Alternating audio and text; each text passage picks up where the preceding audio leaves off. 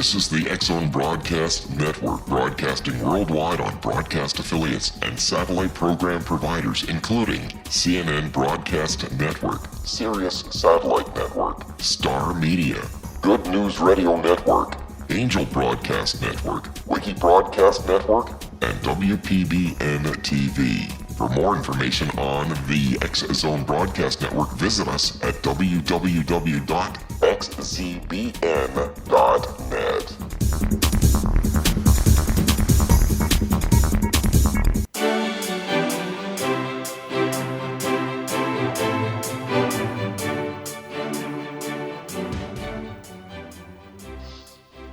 A vast universe exists within and beyond our reality. What we realize with our five senses is but a tiny fraction of all that is real. The universe is not a product of matter and energy, but it is a projection of consciousness and energy. Welcome to the World Beyond Radio Show. I'm Joe Weigant, your guide and advocate, as we remove the blinders of our everyday lives, unplug from the matrix, and experience together all that exists out there in the world beyond our world. Welcome back, my friends, to another edition of the World Beyond Radio Show. We have another exciting hour planned for you this morning. Our guest today is the Reverend Monsignor Meinrad, Robert McDonald, otherwise known as Father Bob. Father Bob is an archpriest of the Oriental Apostolic Church of Damkar, which is a church that is planted firmly within the culture of Western esotericism and the liturgical sacramental tradition. He performs his duties as an archpriest in the liberal Gnostic rite of the Oriental Apostolic Church of Damkar. Father Bob is a vicar of the Priory of the Rose Cross in southern Indiana, which was formerly the Gnostic Church of Dharma and Virtue.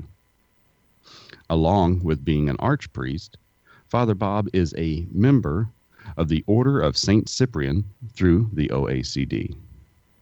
Along with his primary Gnostic practice, Father Bob is certified Reiki practitioner and an initiated Shaivite in the Nath tradition of the Sanatana Dharma. Father Bob is an instructor in Kabbalah with experience in the mystical branch of Judaism, taking him as far as having undergone the rites of Brit Milah and Mikvah under rabbinical witness and given the Hebrew name of Solomon ben Abraham. Father Bob is an avowed universalist and readily puts his mosaic of spiritual practice and experience to full use as a priest of what he terms the divine current. Welcome to the show, Father Bob. How are you doing today? Thank you for having me on. I'm doing really good. I'm having a great morning. Outstanding. So, what is this divine current that we're talking about? Well, that's a good question, because that's really the core of my propulsion as a kind of an eternal pilgrim, a spiritual pilgrim. The divine current is the essence of all life. A lot of other faiths and religions give it different terms. What I understand with it is that it's all the same, no matter what you call it. It's this spark of divine light which causes life, awareness, movement, gravity, everything that causes the interconnection is all held together in this current, this divine current. And some would call that God, big G. Some would call that the Tao. It's all the same thing. So by the means of the word current, is it a flow of energy, or is it the energy itself? Is it what they have now found out to be dark matter or dark energy? What is it exactly? That is exactly what it is. Everything you just said. It is the essence of all things. So the divine current manifests in the unseen, in the in what you can experience, and it manifests in what you can experience. It is incorporeal, it is corporeal, it is immaterial, it is material. It all exists in this state of symbiosis. So how we experience the world through our planet, well, first through the people that we encounter, through the animals, through the trees and grass and nature itself, all the way to our understanding of our solar system, going back out into the galaxy, the universe. This is all physical manifestations of the divine current. So when I'm teaching Reiki, and I like to describe Reiki as not only being the energy of matter, but it's also the energy that holds all that together. It's what holds atoms and galaxies in their shape and their size and form. So that's also the divine current, but also with a divine nature with it. Yes, that is something that I found myself as a Reiki practitioner to be this understanding is very compatible and in harmony with the concepts in Reiki. It is, I mean, if you're a Star Wars fan, Joey, you're going to call it the Force. It's that thing, the thing that exists here and there, that is binding everything into this reality that we experience. Well, we're going to get back to more of that in just a minute. We have to cut to a break. Folks, you're listening to the World Beyond Radio Show with our guest, Father Bob, and we'll be right back in just a few minutes.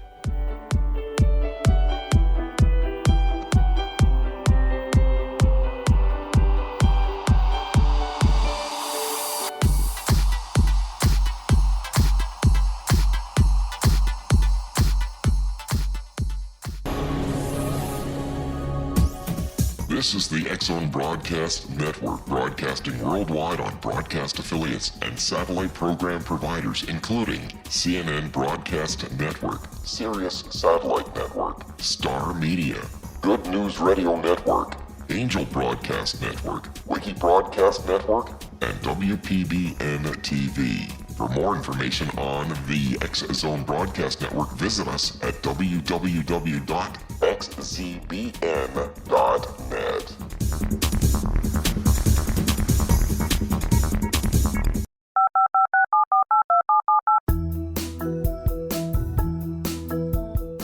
Did you know that when you're on the road with limited data or Wi-Fi, you can still listen to the X-Zone Radio Show with Rob McConnell, The Science of Magic with Gwilda Wiyaka, X-1, Dimension X, Space Patrol, and every minute of the X-Zone Broadcast Network by calling 213-401-0080, courtesy of Audio Now. No smartphone, app, or internet needed. It saves your data plan, and it's free if you have unlimited minutes. Call 213-401-0080 to listen on any phone, anytime, anywhere. Remember 213-401-0080 for the best of the paranormal, parapsychology, and sci-fi radio programming anywhere, 24/7, 365.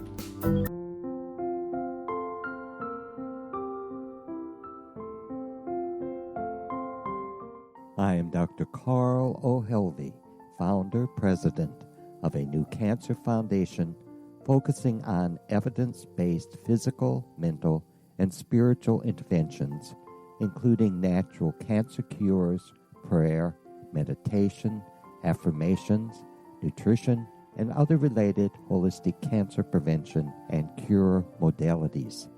These are used in cancer education, research, and financing care. I ask for your help to continue this important work by donating at www.holisticcancerfoundation.com.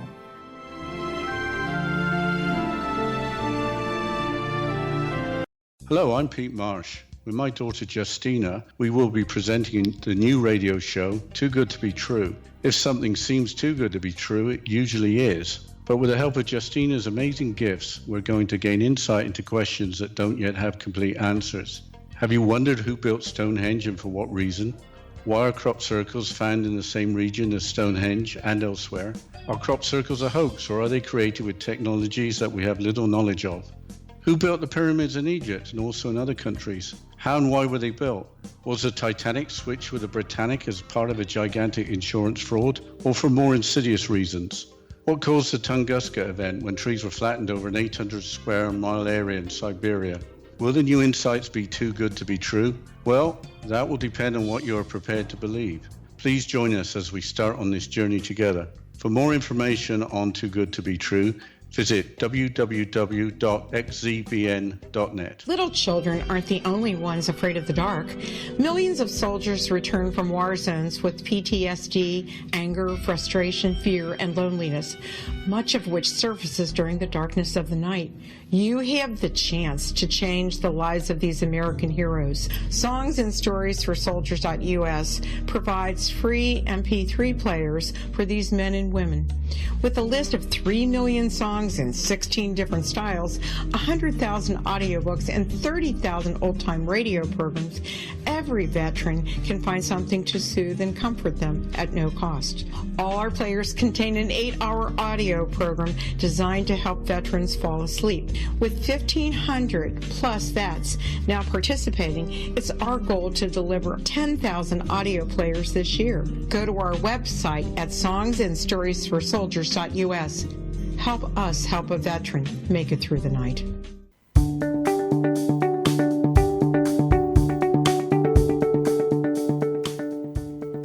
Welcome back to the World Beyond Radio Show. I'm your host and guide, Joe Weigant, and this hour we are talking to Father Bob McDonald, who is an archpriest of the Oriental Apostolic Church of Damcar.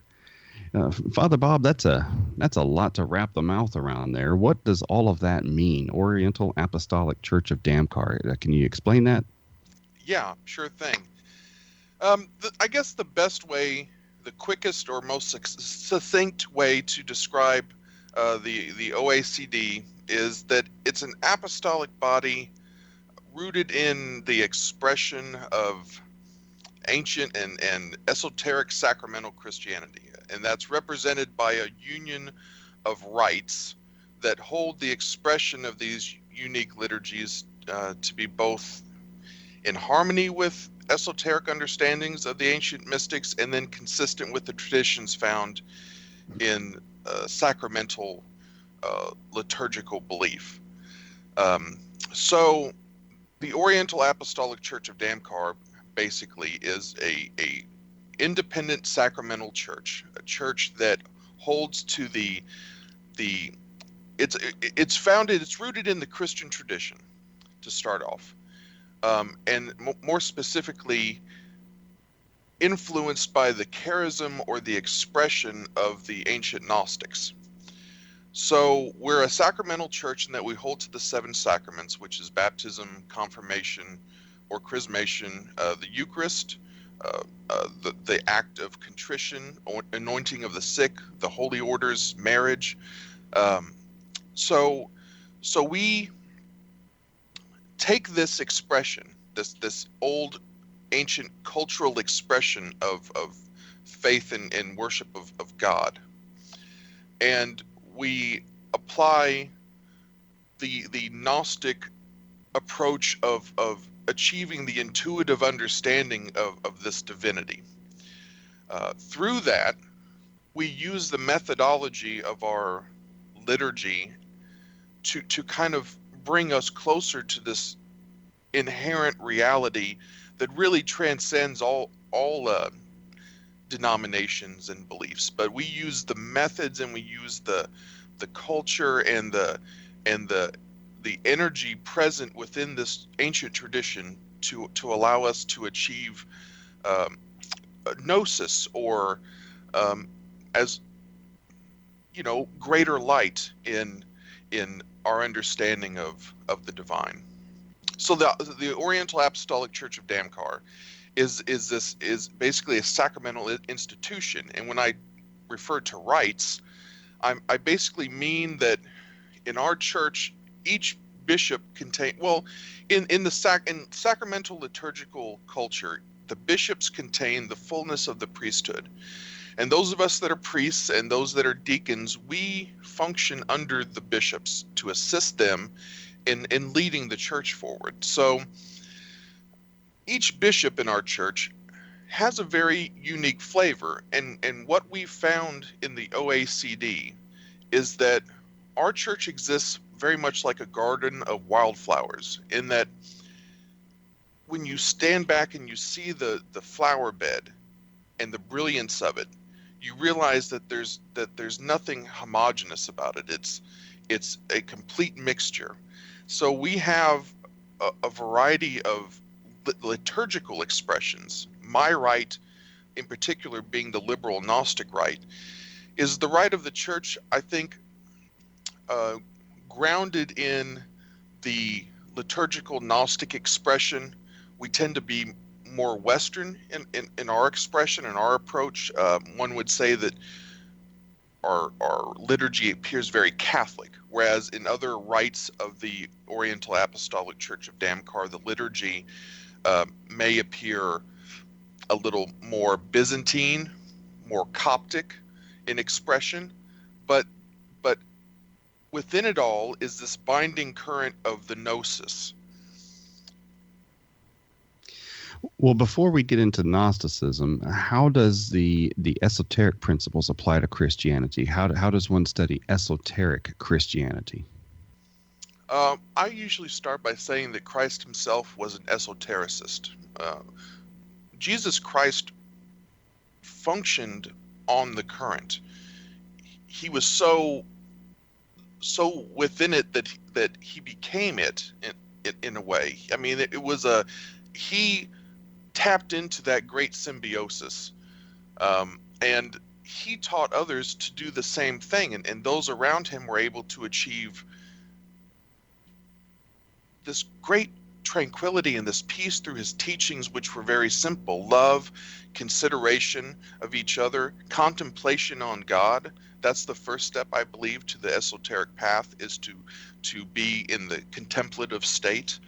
And then from there, it's exploring the methods found, I guess in modern times, if you would say, how does a modern esoteric Christian say, even claim the name esoteric Christian? Well, I think it's probably what we say in order to kind of get our point across. We have to give it a term, so we say it's esotericism, But the reality is it's just basically the byproduct of being in tune and in harmony with the divine to the best of your ability. Of course, no one's absolute in everything, but just the striving to know God, however you understand this current, this presence, on a deeper level, and to live the esoteric life is to live within this search. So you identify, in a sense, as a pilgrim questing for the deeper understanding of God. That is, to me, if you take out all of the methodology and you take out all of the everything associated with it, that's really the heart of esotericism. So what is Gnosticism then? Gnosticism is the quest of the knowledge of God, of knowing God. And not knowing as in like, I just talked to God and he's doing good. I'm not saying in that simplistic way. When I refer to knowing God, I'm talking about the intuitive, deeper understanding and the deeper connection with God. So Gnosticism is a way, and historically has always been a way, to try to figure things out. It's very much a branch of Christianity that focused on the hows and the whys, and also the what can I do to go deeper into this mystery. That I believe that can be found in all faiths, to be honest, but Gnosticism put a strong emphasis on it. And as a result of this, at least in ancient times and even in modern times, several different varieties of Gnosticism arose. Gnosticism honestly was a practice that predates Christianity. I mean, we don't know exactly where the origins of Gnosticism came from. The history of it's very murky. Some say that it came from the Egyptians, which is very possible. Some say it came from the Greeks, which is possible. But what I think probably happened is that it kind of developed organically out of a cross, the faithful from one experiential source, say the Egyptians, got together with the faithful of the other source, which is, say, the Greek pantheon, right? And they get together and they come up and talk, and from that they come up with these understandings. And this is how I believe Gnosticism started to slowly develop. Once it came to the time of Christ, the Gnostic school of thought, the Gnostic practice of thinking, just grafted right in, and then eventually intermixed with Christian practice. And this is where then we start to see Gnostic Christianity, and how it was actually within this Christianity where Gnosticism really kind of remained as a philosophical and theological approach and practice. So from that, then, the church, after so many hundreds of years, there was a lot of discord between what one would consider strict Orthodox and then this Gnostic Christian expression, and eventually the Orthodox versions of Christianity, the canonical scripture, and that kind of won out, and Gnosticism was went into the shadows a bit. And then eventually, over periods of time throughout history, then going up into the Middle Ages, Gnostic thought would reemerge, because it really is it's a living, I believe that Gnosticism in itself even is a living thing, in that the pursuit of gnosis and the energy that people put together and bring together in the pursuit of gnosis, it's created this awareness, I believe, that will never truly go away. So Gnosticism has always come back. We've always been a small group, but we've always been there. And so you see that happening. So it makes sense that Gnosticism would actually predate Christianity, and then Gnosticism exists very comfortably in the modern age as well, because the very nature of it is one of flux and impermanence, because that is also an essence of the divine. The divine is not, you can't put your thumb on any of it. It's very hard to even say that that God, the divine essence, is a male or female. In Gnosticism, we understand that there are feminine and masculine energies, but we don't, when it comes to the big God, the divine current, the Tao, we don't worry about labeling that. So Gnosticism,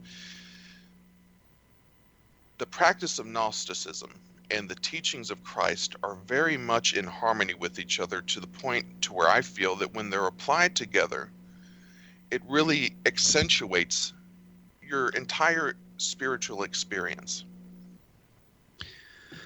So Gnosticism is a knowing, which is much, much deeper than saying, yeah, I know somebody at work. It's more knowing as in I have, it's like a personal experience or a personal aha moment.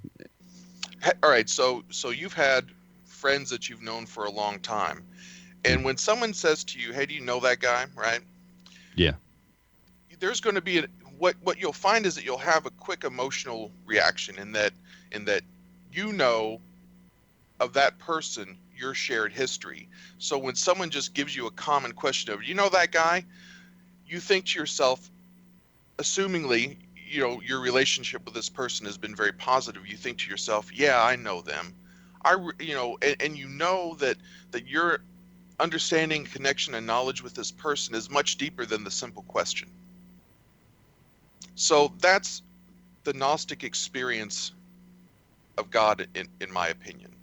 It's knowing, it's having such a deep connection that the understanding, your even thoughts of God can produce those emotions, though that intense familiarity, the incredible bond. This is kind of the way we say it's know with a GN. We always joke, and instead of I with want a to K. get more into that whenever we come back from our second break.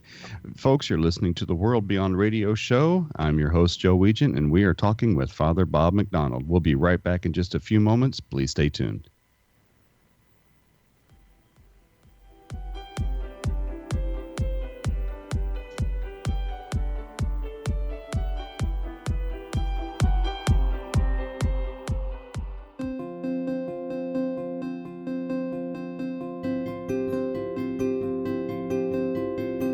Dreams are our personal gateways into infinite wisdom. Don't miss shamanic counselor and indigenously trained dream decoder Sandra Corcoran's inspiring book, Shamanic Awakening Between the Dark and the Daylight.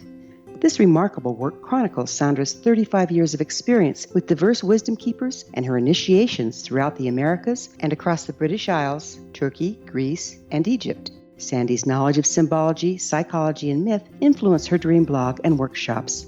Sandy offers private tarot readings, international journeys, a meditative CD, as well as her book, Shamanic Awakening, to encourage you as you navigate this earth walk, creating a deeper connection to yourself and all that is. Find this and more at Sandy's website, starwalkervisions.com.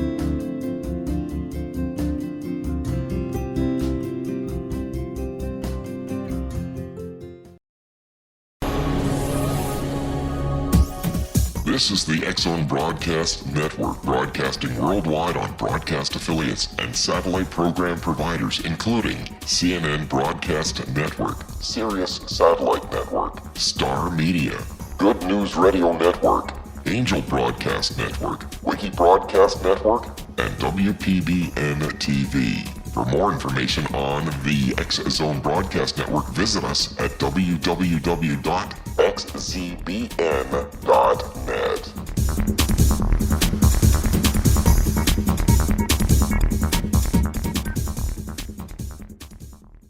How would you like to be able to read other people's minds? Well, the next best thing is here. When you know how to read a person's name, you know how the person thinks, feels, and behaves. Each letter in our name holds a key to unlock our true essence. Our name contains both our gifts and challenges in this lifetime. Mnemology science discovers personality secrets hidden in the placement of the letters of our names, including the first and last impression people remember about us. Sharon shows us how to interpret the arrangement of letters as outlined in her book, Know the Name, Know the Person. Sharon Lynn Wyeth created mnemology science after 18 years of research and testing her theories, and has supported thousands of people around the world in understanding themselves and others better. You'll enjoy Sharon's unique teachings as she shares her system to learn the gifts behind your given birth name. Even if you don't like your birth name, there are jewels in this book. If you're thinking of changing your name, ready to name your child, or wanting to get along better with others, this is the book for you. If you'd like to improve your relationships and change your life for the better, get the book today, Know the Name, Know the Person, or visit www.knowthename.com. That's www.knowthename.com.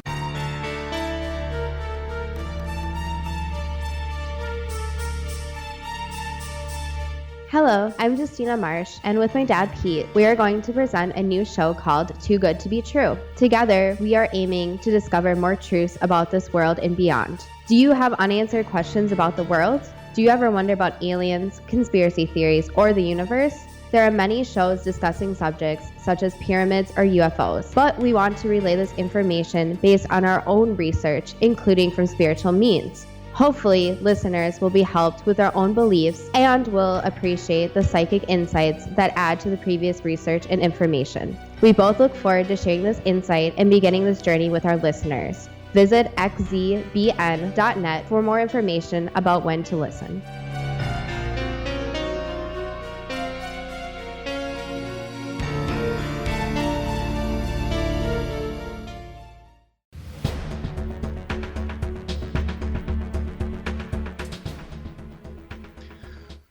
Welcome back to the World Beyond. I'm your host, Joe Weigant. In this hour, we are talking Gnosticism with Father Bob McDonald. Father Bob, whenever someone first looks into Gnosticism on the internet and what they start getting into, the first thing that leaps out at them is talk of things like the demiurge and archons and other language that isn't really totally familiar to people in North America. Do modern day Gnostics still adhere to some of these concepts, or how does that differ from the Gnosticism in its origin? I don't think you'll find a modern Gnostic movement that's going to adhere to Gnosticism in the same way at all that the ancients did. So what we first have to kind of understand is that faith and even religion and culture are like a person or a species in a sense, in that they go through a process of evolution. Everything in this world, in order to thrive, evolves. So Gnosticism, in its early days, in its especially within Christianity, Gnostics were doing what Gnostics do, and that's basically try to figure things out. And they did that with the information they were given. So they had a set of scriptures, they had questions, they had their experience of the world, and from that they tried to figure things out. In a sense, some people don't like this term, but it's almost I would say that Gnosticism in a sense is a theological science, because it was their experience and their ongoing experience which kind of determined how their theology would lay out. So there were some Gnostics that would read the Hebrew scriptures, and they would read, portions of whatever gospels they got a hold of, because there was really in the very early stages, there was no like New Testament to hang on. It was all collections of writings that were coming in. So they take this and they say, okay, Jesus Christ being the God, the Logos, and what's happening here in Exodus and what's happening here in Deuteronomy, I'm having trouble rationalizing how one can come from the other. What's the connection there? So, because there is a difference in the personality of deity from one testament to another. Some Gnostics consider this to be rational and can harmonize this in a way to where it was basically the experience of the deity, the way the deity approached the people was based on the need for the people to preserve and thrive, and so at one point they needed an authoritarian deity, and then when these people got to a point where they could take that next step, then deity reemerged in the form of Christ to deliver a new way. Okay, some Gnostics believe that, and then other Gnostics would say, especially in ancient times, said, well, we can't rationalize, we can't harmonize the two testaments. So they came to this understanding that perhaps the world and the universe wasn't created perfectly, and from this there was this concept of this demiurge, which was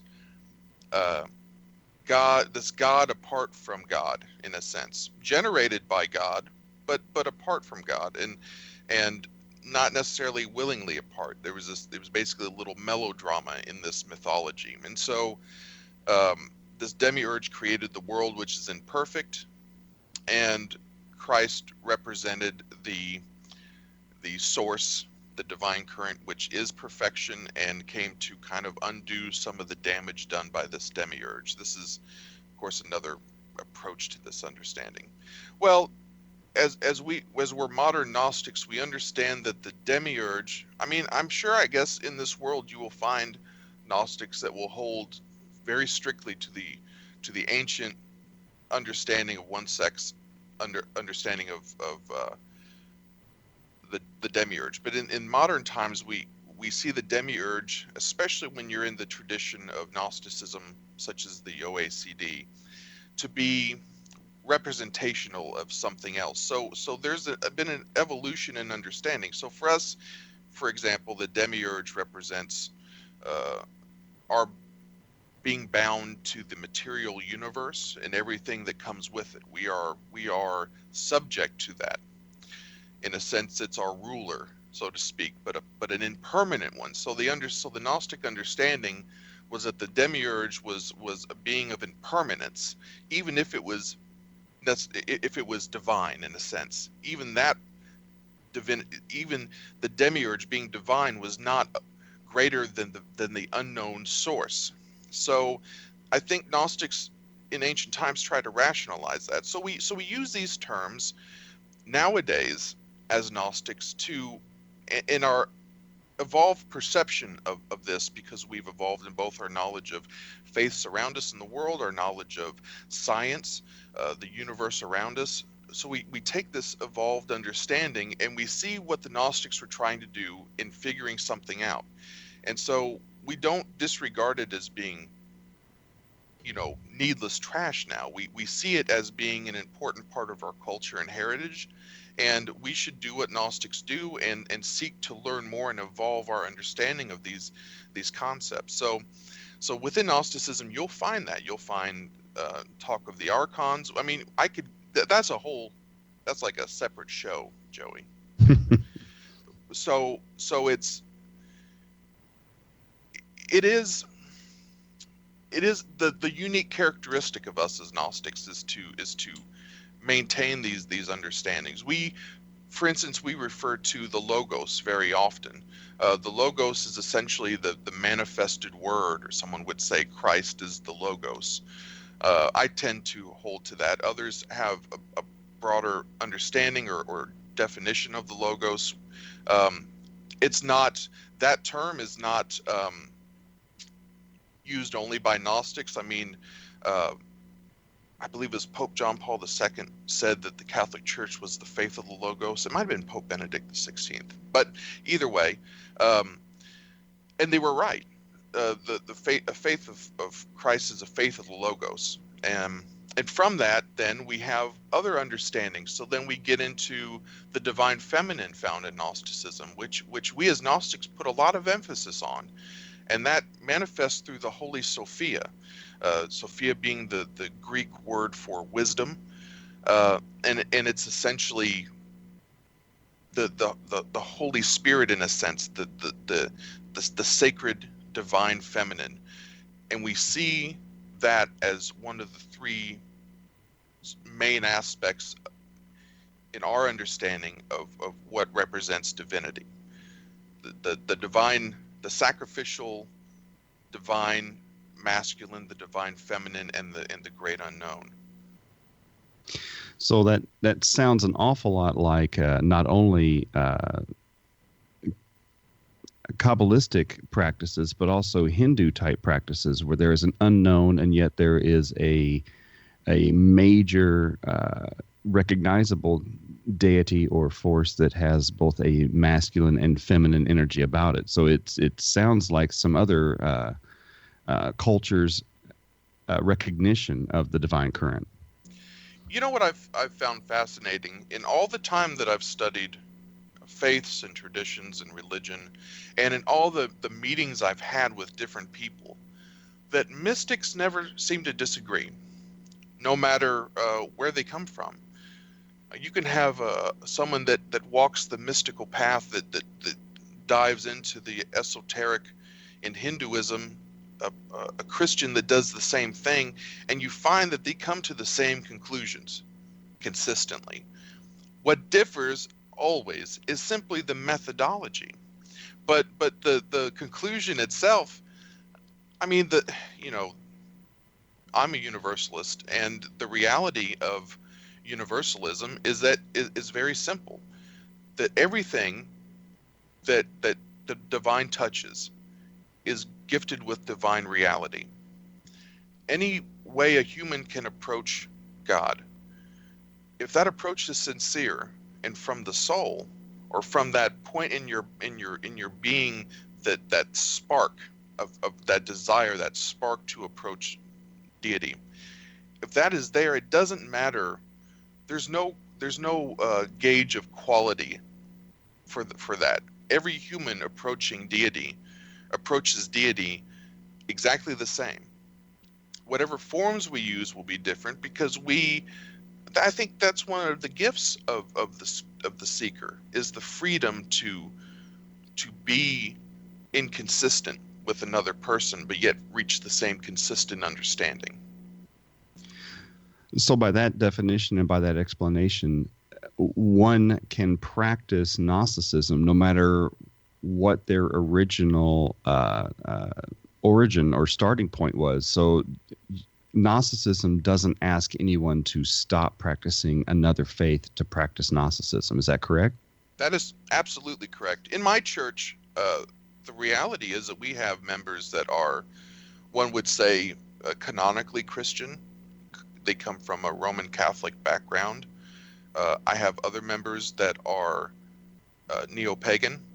And maybe they would define themselves a little more specifically than that, but just kind of in a general term, I would say they were predominantly neo-pagan in their practice.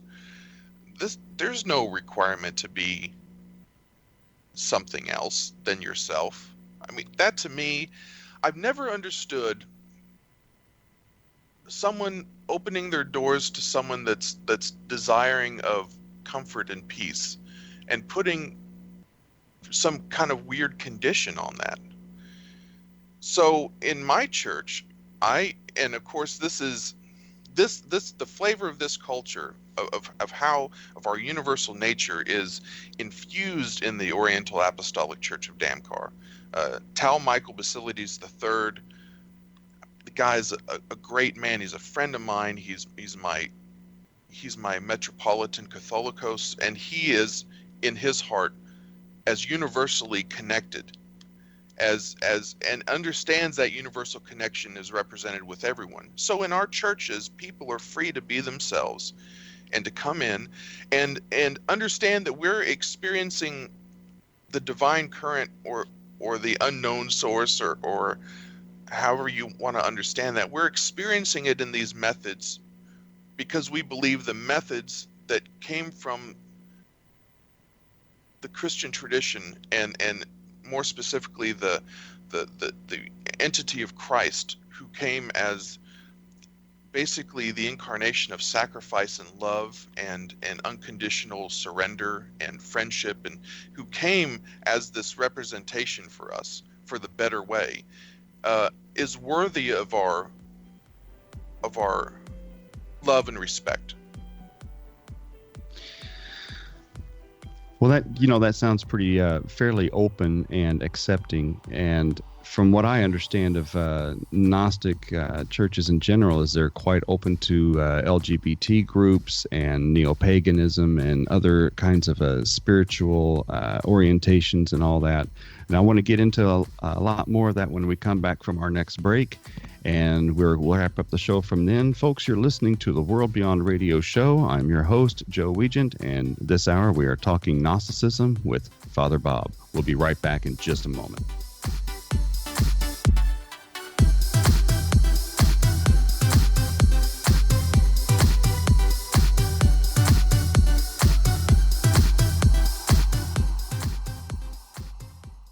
Hi everyone, Rob McConnell here, and I wanted to spend a moment on internet streaming. Everybody has heard about internet streaming, but not many know much about it. Did you know the internet streams just about everything? Movies. From new releases to old classics. TV shows. Almost every show, every episode, and much more. But the question has always been, how do you do it? Well now, thanks to the folks at 123 Ready TV, I have the answer for you. They have developed a simple program app, 123 Ready TV, that you install on your Windows PC, Android smartphone, or Android tablet that can have you streaming like a pro in less than 5 minutes. You truly won't believe how much is available or how easy it is to do until you try. And for a one-time cost of only $19.99, this product is a real winner. To learn more about 123 Ready TV, visit our website at www.xzbn.net.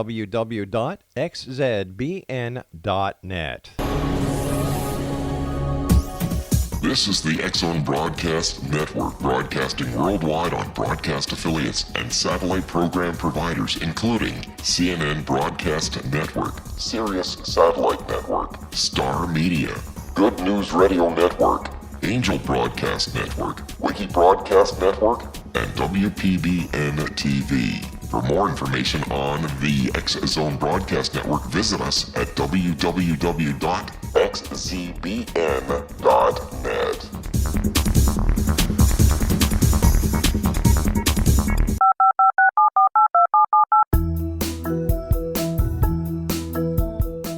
Did you know that when you're on the road with limited data or Wi-Fi, you can still listen to the X-Zone Radio Show with Rob McConnell, The Science of Magic with Gwilda Wiyaka, X-1, Dimension X, Space Patrol, and every minute of the X-Zone Broadcast Network by calling 213-401-0080, courtesy of Audio Now. No smartphone, app, or internet needed. It saves your data plan and it's free if you have unlimited minutes. Call 213-401-0080 to listen on any phone, anytime, anywhere. Remember 213-401-0080 for the best of the paranormal, parapsychology, and sci-fi radio programming anywhere, 24/7, 365.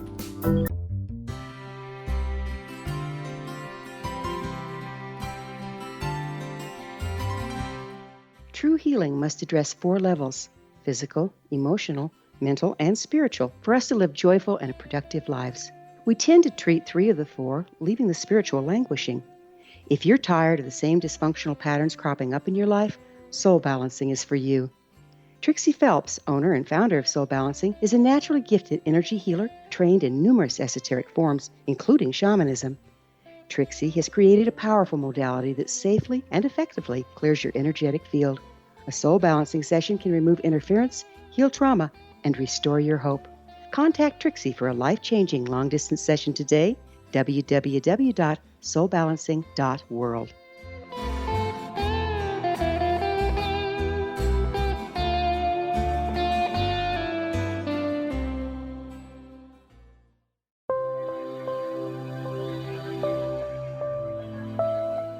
There's a legend shared by many indigenous cultures of a time when the nations were cast to the 4 corners of the world. Each nation was given a body of sacred knowledge that held a different portion of the truth to preserve. True reality could not be known until all the nations reunited, combining the information.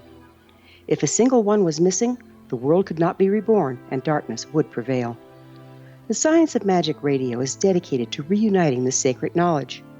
With the understanding, none of us has all the answers, but together we can open new perceptions and possibilities.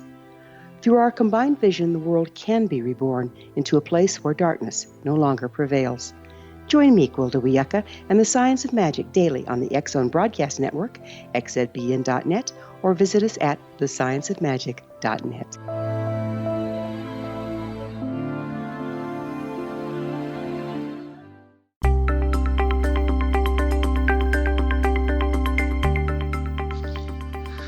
Welcome back to the World Beyond Radio Show. I am your host and guide, Joe Weigant.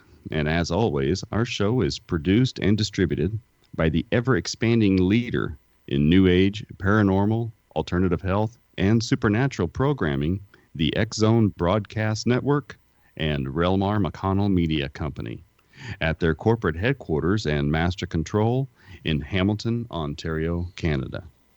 To learn more about the World Beyond Radio Show, your host, or to discover a wealth of amazing shows and hosts, please visit www.xzbn.net. To contact me to inquire about being a guest, or to just contact me for any other information, you can email me at Joe Weigant. That's Joe, Weigant, at xzbn.net. For more information, you can see my websites, www.paranormalpeace.com or www.reikichoice, that's REIKI choice.com. I also have a number of pages up on Facebook, including EPIC, the Evansville Paranormal Investigations and Consulting, the Reiki Choice, and, of course, the World Beyond Radio Show. So look me up on Facebook. Our guest this hour has been Reverend Monsignor Meinrad, or as we know him as Father Bob McDonald.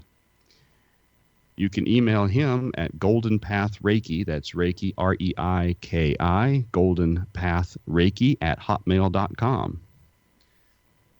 Bob, when someone starts looking into Gnosticism, the terms cosmic Christ or Christ consciousness come up in the lexicon. Are those the same thing, or are they different somehow? And what are they? Well, I'll give you my take on it, which is going to be probably one of 1,000 takes on it. So the cosmic Christ and the Christ energy, I believe, go hand in hand with the Logos. That is the essence of Christ. That is the essential part of Christ that came into the body of Christ. So as Christ lived and maneuvered on this earth, and ministered and healed the sick and taught a new way, the battery, the generator of that was this eternal presence. And that is what we commonly refer to as the cosmic Christ, or the Logos, or the spirit of Christ, the presence, the message, the acts done in the name of Christ that are in harmony with his teaching. So acts of compassion done out of simply pure love and not just to be a better Christian. That is where Christ consciousness exists. It exists everywhere. And so you access it both through internal contemplation and prayer, and then you access it through doing good works out of the love of the virtue of the goodness of it. So find that kindness and love and consideration gives a person pleasure. It's pleasurable to experience this for a reason, because it's beneficial. So within that, the seed of that internal joy and pleasure is the cosmic Christ, or the Christ consciousness. Now, there's some talk and some books written lately that describe our universe as holographic. In other words, collectively, we all create this universe, and quantum physics kind of backs up the idea that the universe is a projection of consciousness. Is that holographic concept, that quantum physics collective energy concept, is that also Christ consciousness, or is it something different? Is it something outside? I feel that it's a manifesting force, in a sense. It is something that actively works and moves through reality. Now, ask me how that happens. I couldn't tell you. I just have an intuition, see? And then we come right back to, that's the heart of Gnosticism. I know that in my heart that there is an energy that exists. There is a being, a cosmic Christ that gives me comfort and gives me solace when I need it the absolute most. Allows me to choose love instead of hate, hope instead of fear. I've felt the physical empowering of this energy. So I believe that it exists beyond what I can or can't perceive, into that deeper part of myself that understands so innately the reality that I'm surrounded in. As far as reality being kind of this holographic projection. I think that's kind of basically a new way of kind of of quantum physicists stating what they've always kind of maintained, and what faiths have always maintained, is that we are perceiving not through our bodies so much, but with our being. But our bodies are kind of like keeping us in this state where we have limitations. So we separate ourselves into what, for instance, the spiritual teacher Ram Dass refers to as the witness. It is the witness, this part of you that's separate, but still constrained to the body, that is the one, I believe, that comes into contact with the Christ consciousness. And so that's Christ consciousness and the Gnostic approach summed up. That's, I think, what all that can represent. One of the primary sacraments, not only in the Roman Catholic Church, but also in the Eastern Orthodox churches and in Gnosticism, is the Eucharist. And if one took a step back from that, they could compare the meal of bread and wine to the bloat of Asatru or Norse. They could compare that to the prasad of Hinduism, or of the cake and ale concepts of neo-paganism. Is this the same concept, or is it different, or is there a middle ground in between?